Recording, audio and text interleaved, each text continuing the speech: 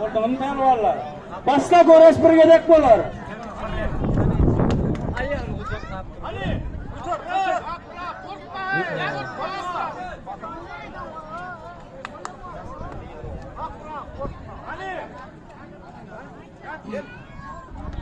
Naraz, naraz. Molim dura.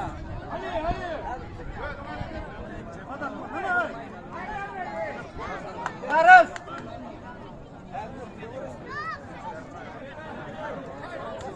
Bir mıntıvak pelvallar durduğunu dikine mayırlardan. Öğretmen pelvallar yazıp bakıya kalktı.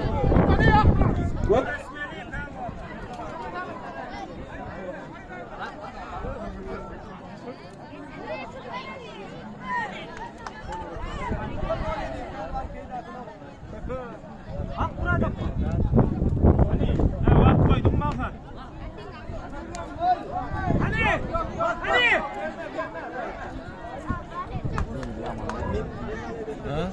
Hani kuvan satmırak durmalda görüşmeli yağdardınız. Git çıkar otar. Bu şuradan bayrağı almadı.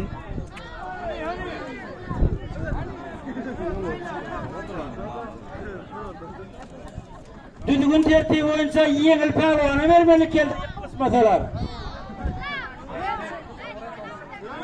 Ne diyor? Yengil pelvan. Kila 70 kilo aralıkta var bir kovu kütse var. Sonra görüşmene pelvalar tayinlansın. 50-70 kilo arasında pelvalar geliverdi.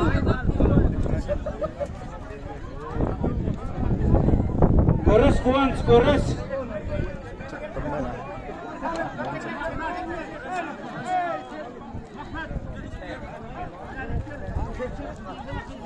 Vada asıl.